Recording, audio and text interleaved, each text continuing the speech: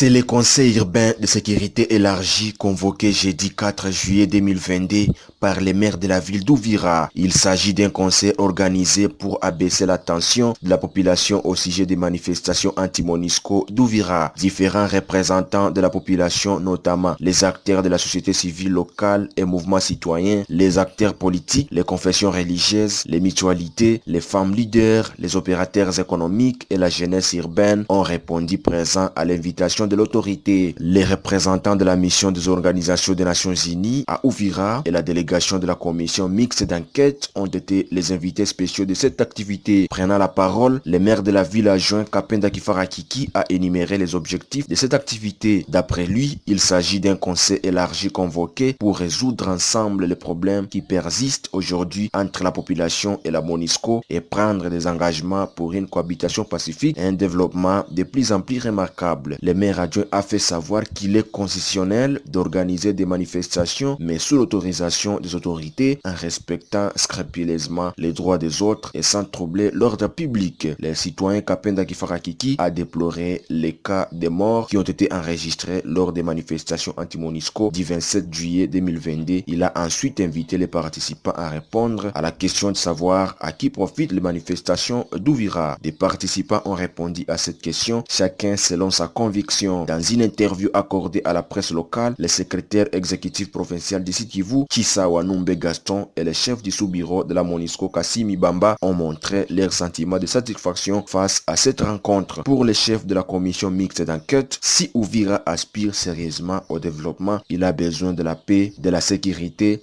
et surtout de la stabilité, car selon lui, il n'y a pas l'un sans l'autre. Si nous aspirons sérieusement, tel que je le disais, au développement, nous avons besoin de la paix et de la sécurité, mais surtout de la stabilité, puisqu'il n'y a pas un sans l'autre. Et donc, c'est un appel vibrant que je lance aux jeunes d'Ouvira, et particulièrement à la société civile d'Ouvira, pour un apaisement et au respect de l'autorité de l'État, mais également à faire leur marche dans le respect et le règlement édicté par la loi. Et à toutes les autorités d'Ouvira que j'ai rencontrées, que je suis en train de rencontrer, je leur dis, vous devez savoir vous assumer en tant que les représentants de l'État pour asseoir l'autorité de l'État. À la population d'Ouvira, c'est de rester calme. Quant à la Monisco,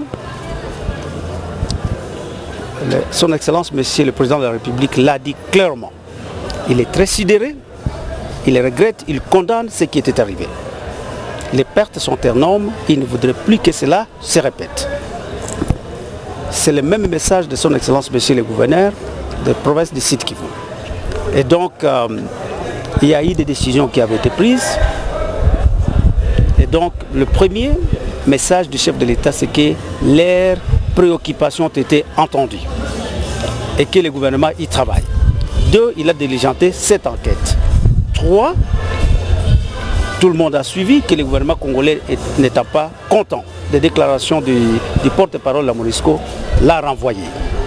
Et 3, et enfin 4, son Excellence, Monsieur le Président de la République a dit, il a instruit le gouvernement de la République démocratique du Congo de donc faciliter, d'engager déjà des discussions pour accélérer les retraits progressifs conformément aux engagements pris de la Monisco. De son côté, le chef du sous-bureau de la Monisco Ouvira a appelé la population à privilégier le dialogue dans le processus de retrait de la mission onusienne en RDC. Et nous avons dans un premier temps exprimé notre compassion et nos sincères condoléances aux victimes, aux familles des victimes suite à ces événements et souhaiter prompt rétablissement aux blessés. Dans un deuxième temps, j'ai regretté ces événements, la tenue de ces événements qui occasionnaient des morts et des blessés et j'ai appelé au calme et à l'apaisement. Je me suis surtout adressé aux organisateurs de la société de la manifestation, notamment la société civile, et les en a appelés au dialogue. Et j'ai dit que de telles manifestations doivent se produire ou se dérouler à travers le dialogue et que la MONUSCO est ouverte pour engager un dialogue sur leurs préoccupations. La MONUSCO est prête à suivre ce que le gouvernement aura dit pour que le partenariat entre le gouvernement de la RDC et la MONUSCO puisse être conduit à bon port.